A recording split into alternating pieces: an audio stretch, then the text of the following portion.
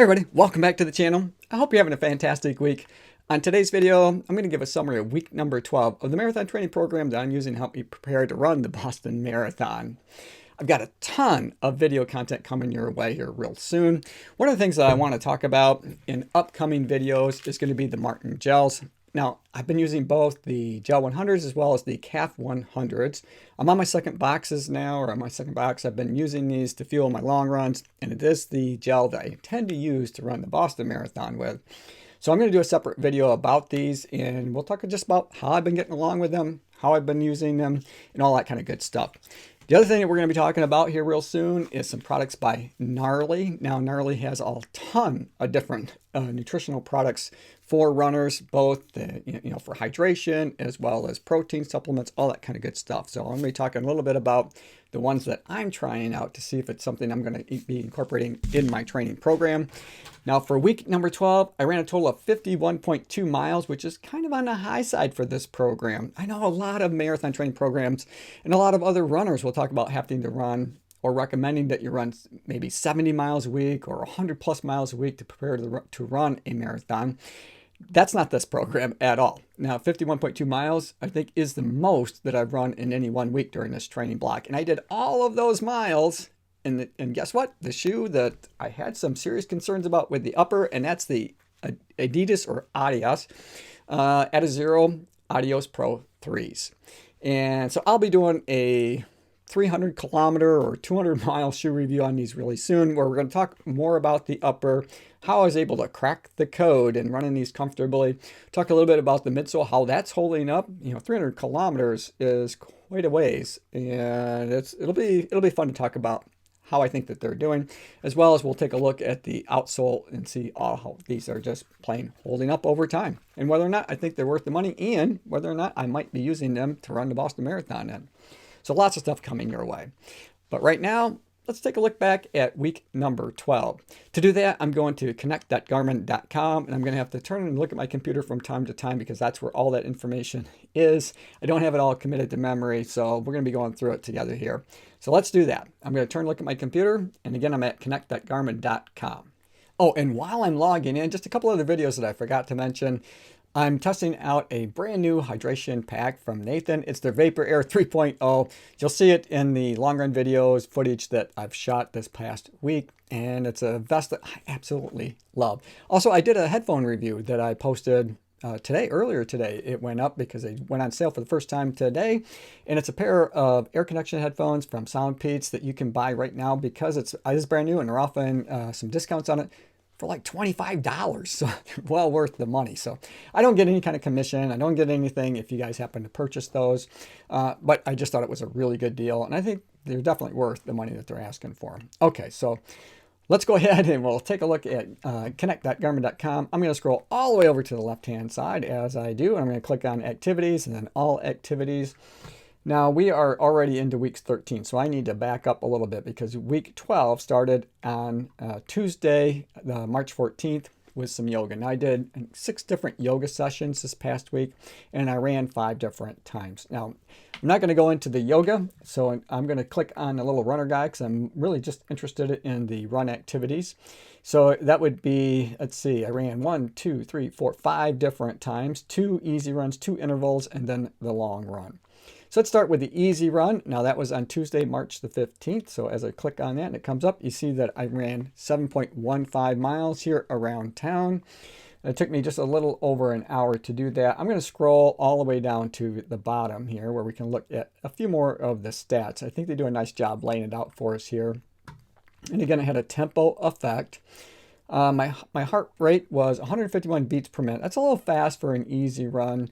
Not really sure what was happening that day, but sometimes that happens. And for me, 150 beats per minute, somewhere in that ballpark, that seems to be pretty standard for me for a lot of the run activities that I have. Sometimes I get it down into the low 140s, but I'm okay with it. I'm okay with that. I'm not training by heart rate, but it is something that I do like to pay attention to. Okay, so again, I ran just a little over an hour, and let's see, 8:35 minute mile pace on average. My best pace during that easy run was a 7:28 minute mile pace. 171 steps per minute. 188 steps per minute was my max cadence. My stride length was a little over a meter, 1.05 meters. And one of the things that I haven't been paying attention to is my average ground contact time. And it really hasn't changed a whole lot since I started looking at this data. It does range somewhere around, that 49% on my left and 50% on my right, 51% somewhere in that ballpark. So that hasn't changed a lot. I have noticed some differences when I'm trying to run fast as opposed to make an easy run. And since that is an easy run, there's not a whole lot more for us to take a look at there. So I'm going to go ahead and just back up, and we're going to go to the next one, which is some intervals on the 16th. And let's see. Now these I ran out at my local state park. Again, did all of the work this past week in the Adios Pro 3s. All right, so I'm going to scroll all the way down to the bottom, and 10.68 miles in total, VO2 max with the effect, 151 beats per minute. That wasn't much different than what we just saw with an easy run. And here, this for my average heart rate was when I was out trying to run hard and fast. Hour and 20 minutes in total was the workout. 7:34 minute mile average pace. My best pace was a 6:03 minute mile. Let's see, 185 steps per minute was my average cadence. That's about dead on where I want to be when it comes to marathon day. I'd like to be able to keep that cadence up because that should get me through to the finish line at my goal pace. 1.15 meter stride length, and here I was a little bit heavy on my left side as opposed to my right, but again, not terrible. Okay, so I'm going to click on intervals so that we can take a look at each of those in the format. Now, and I'm going to click on run so we can just look at the intervals themselves. Now, they were 8 minutes each, and you can see that I ran them 4 different times. Well, there was actually 5, but the last set of interval really wasn't an interval so much. It was just running an additional 15 minutes. So the first one was a 6:42 minute mile pace, and then 6:36, followed up by 2 more 6:42 efforts. And then the last 15 minutes, they had me run, like I said, an additional 15 minutes at the end, which was an 8:03 minute mile pace. So overall, I'm pretty happy with that. 6:42 is pretty fast for me for the most part, and 6:36 is definitely fast. My, oftentimes if they're asking me to run threshold, that's upwards around that 6:57 minute mile pace. So 6:42, I'll take that. I'm pretty happy with that. So the workout is complete. I felt like I put in a really solid effort. I have no idea what my actual lap times were. I was less concerned about that today, I guess, than just trying to put in a good effort, good solid, run. So that's what I was focused on. Before I forget, the first interval and the third interval by far were the hardest because I was running right into the wind, and this is kind of rolling hills out here, and it was so bad I had to take my hat off, even though it was turned around backwards. The wind was still trying to catch it and flip it off my head, and that was a little bit distracting. Like the singlet, it did a good job. It didn't feel like it was coming off my shoulder. Sometimes that can bug me with, a racing singlet or something like that. It wants to kind of slide down and you find yourself kind of tugging on it. I didn't have any kind of distractions with that at all. So if I decide to wear this in Boston, I think it's going to do a good job. All right, I'm going to head back home and stretch out, get a little something more to drink, and kind of call it a day for running anyway, and we'll go back and work on a YouTube video. All right, peace. Okay, so let's take a look at the next set of intervals, which was on March the 18th. This was a bit of a challenge, and it's because of the weather. Oh boy, so we got a good one today. It's about 19 degrees Fahrenheit, so it's well below freezing, which is why I am all layered up, covering up my face as much as I can, because I can, you're subject to things like, frostbite, so I don't want that to happen. I came out to my local state park because I'm going to be doing some speed work today. It's relatively short bursts, so I'm going to be running, I'll warm up for 15 minutes, and then I'm going to run hard for 2 minutes, have about 90 seconds to recover, and then I'm going to repeat that 5 different times, and then I'll cool down for about 10 minutes. So It's going to be, like I said, short bursts of speed.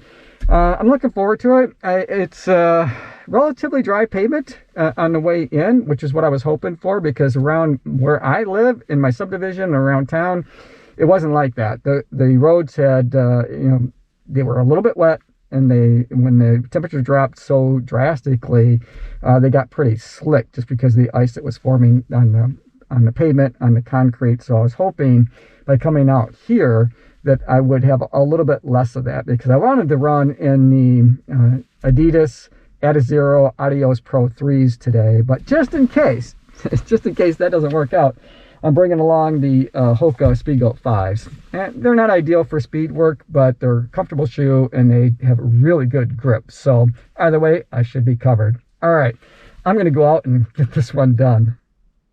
When I got out there, at first, the sun was shining, the pavement was pretty dry, but I knew that some storm systems were in the mix, or could potentially have an impact on the workout, and absolutely they did. There were parts of the workout when it was whiteout conditions. It was so strange, you guys, because for a few minutes the sun would be out and it would look pretty decent, and then all of a sudden the snow would be coming down and the wind would be whipping up so hard that I literally couldn't see much in front of me.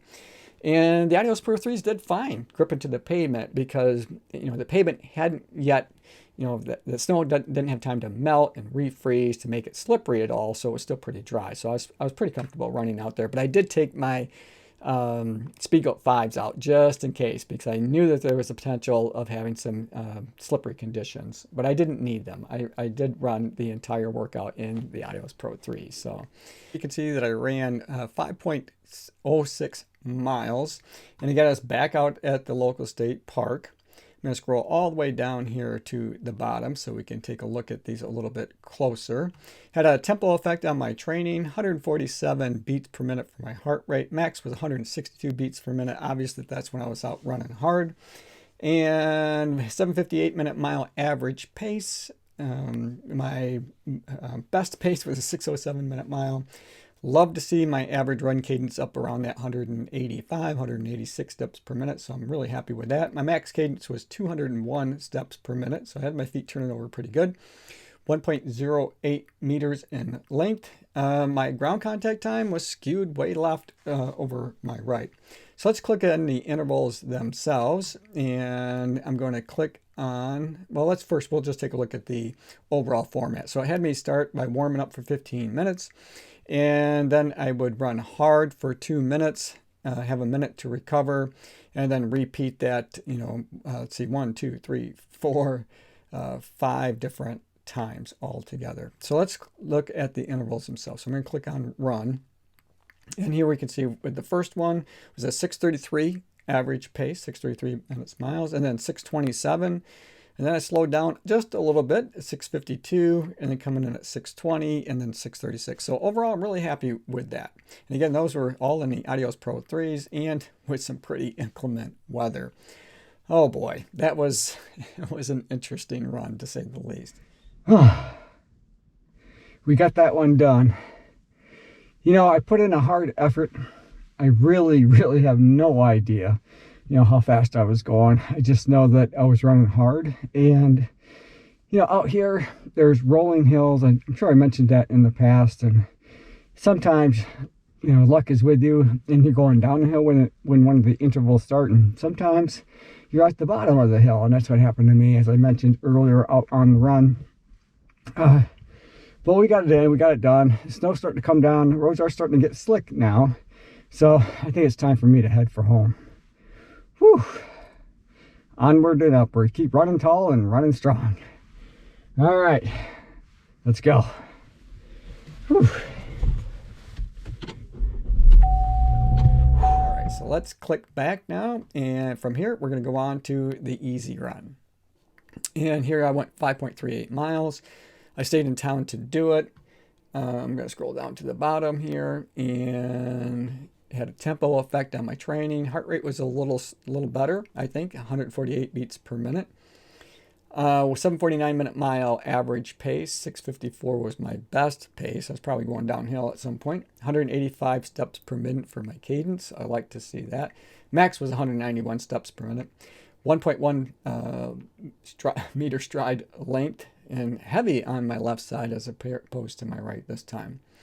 All right, so let's back up because there's not much more to see with that easy run. So let's click on the long run. And here I went 22.93 miles in total. Of course, I was wearing the Nathan Vapor Air 3.0 vest. I had a bunch of Martins with me. I took one caffeinated Martin right before I went out the door to start the run. And then I took 3 more while I was out on the run. I took 2 of the gel 100s to begin with, one at 5 miles, one at 10 miles, and I took a caffeinated one at 15 miles. And frankly, that really wasn't enough to get me through to the end because it was fine for the first 5 miles, and then 10 miles was fine. But when I tried to stretch it from 15 to basically 23 miles, that was a little bit far in between getting some nutrition because I was starting to feel a little bit drained toward the end of that. So that was good practice for me to just know that I really can't stretch it out to that 8 mile length. I'm gonna have to stick to 4.5, 5 miles probably when I take a gel. Okay, so let's scroll down to the bottom here and we'll take a look at the long run. Tempo effect. 141 or 147 beats per minute was my average heart rate. I'll take that. If I end up with that for the marathon in Boston, I'll be happy with that. That'd be fine by me. 3 hours and 10 minutes, almost 3 hours and 11 minutes in total for the workout. 8:20 minute mile average pace. Now the format here was to run for 2 hours and 15 minutes at an easy pace, and then to run an additional 45 minutes at my marathon pace. So that was the goal. And 183 steps per minute in terms of my average cadence. 195 steps per minute was my max cadence. Slightly shorter stride length.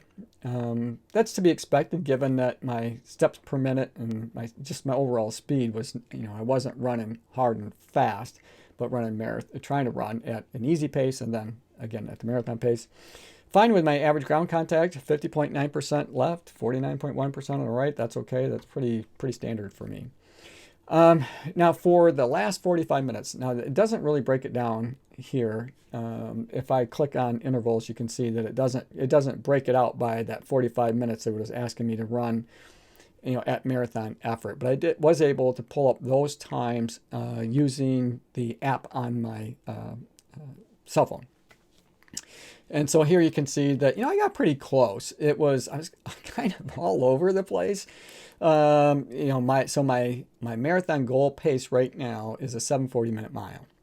And you can see that I was, a little above that, and then I was below it, and then I was well above it. But for the most part, I was pretty happy with the overall effort. The idea being that this is somewhat of a progression run where you pick up the pace at the end of the workout. And I'm pretty happy with the overall results. Okay, so that is it for the summary for this week, for week number 12. I'm already well into week number 13, so I'll probably be putting out another one of these here in just a few days, it seems like, because it's Friday as I'm making this video, so I'm already a couple runs into this week.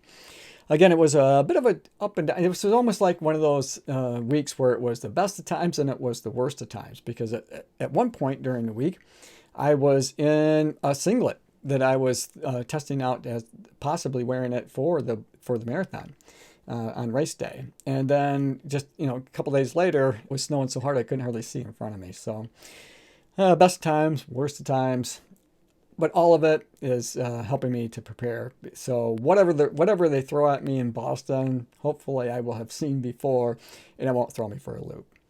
All right, hey, thanks for making it to the end of this video. I hope you guys enjoyed it. I enjoyed making it for you. As always, run tall, run strong, be kind to one another. Thanks for watching, and we'll see you next time right here on Run Tall with Tim.